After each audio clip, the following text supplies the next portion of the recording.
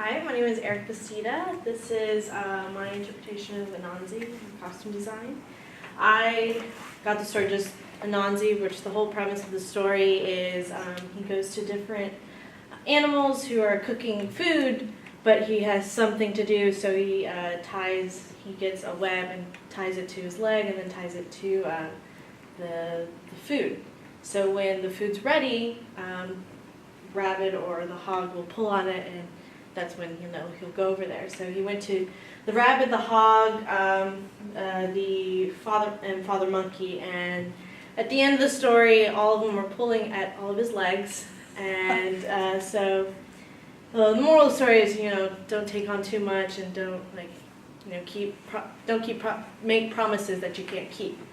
And it was also supposedly the story of how a spider gets his really thin legs because they're all stretched apart. And so when I was reading the play, I thought of, or the folk story, I thought of like a children's play and make it in more modern clothing with African elements, specifically in Southern Africa region.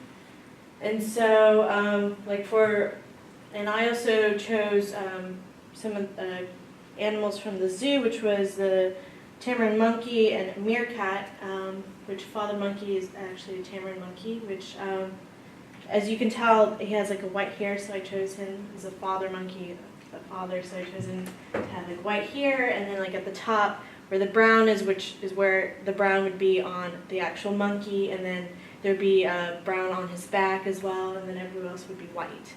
And so that's where I tried to incorporate that. And for the rabbit, I chose him to be a meerkat as well, because when I think of the rabbit, I thought of like a very proper person, and he said in the story that he's cooking vegetables and all this stuff. So that's why I went with the suit with like a hint of color, the pocket square, and the green shoes, just to add more color to it, because he is very plain, a plain person. And for the hog, I immediately thought of Kiss the Cook, because that's what I think of when you think of a hog who's like all dirty and gross, but serves really good food. And so I also thought of my dad, who loves to cook, and he could be very messy. And so that's why I had him, like, there's like stains all over the shirt, his pants and everything. And so that's where I incorporated, but I put some of the designs of like what this pattern is, which is where I kind of based off of my inspiration, because in other projects we pick a artist or a person and then we go off from there. And so that's what I try to do as well. So I tried to put as many colors from this into here as well. And so that's him. And then there's Anansi's wife, who is only has like one part in it, so I thought of her having a apron, but all of these squares are pockets to put spices. And she's also supposed to be a spider, so I thought, well, those could represent arms or the legs, and she would have some on the back of her as well, like so an extra 3 rows, and those would represent legs for the spider. And then Anansi, he's obviously a spider, and obviously I got the inspiration from a Black Widow, but I didn't want to make it too obvious, but I didn't want it just to be all black and everything. And I have there's red on the inside of the shirt, and then there's red stripes on his pant legs as well. And for the narrator, I wanted her to be a woman, and I tried to, when I was researching some of the Southern African formal dress wear, it was a lot of trumpet style dresses that flared at the end, and so that's what I did, and I tried to make my own design, because a lot of their pretty much all African wear is incorporated with lots of patterns, lots of stripes, circles, you name it. And so I tried to come up with something, and I actually really like how it turned out. And this is actually chalk, so it's like a chalk watercolor base. So I used very little water, and I just moved around the chalk with it, just to keep it separate from everyone else, because it's all watercolor.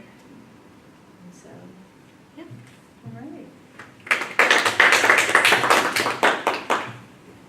I guess one of the things I love about everybody's, and this kind of brings it to mind too, is the whole thought process about how you come up with what you did. I mean, I know that I've seen the black widows with the red on them, or the tarantulas with the red on, and you know, adding that certainly embellishes the character, and the idea of, you know, the little pockets and the little arms and the gun. She'd be doing a lot.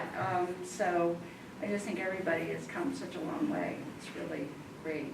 So you wanted the narrator to stand out like that with I her just wanted background? I wanted it to be different Okay. from everyone else. So The way by using just chalk and Yeah. something else different. So So that was a deliberate choice. Yeah. Yes.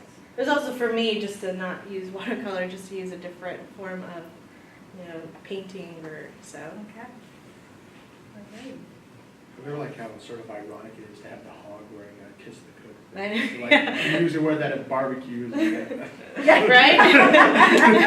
playing off of that too, it's also that, you know, every character doesn't have to be beautiful and glamorous, and every outfit doesn't have to be like ornately gorgeous. That they're really character driven, and the costume does reflect the character in the movie. And I also like, especially with the monkey and Anansi and the narrator, that you can tell that those belong together, that those they're cohesive. They're different characters, obviously, but the patterns that you've used, especially on the front and the crisscross and oval designs, sort of make them cohesive together. One of the things also too, and then this is general, is that in the beginning we were really focused on the bodies, and that the bodies really became the focus of our attention, and now the costumes are the focus of our attention. Yay, yay. So, well done, all of you.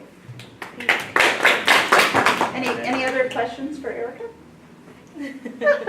All right, we have one more to go.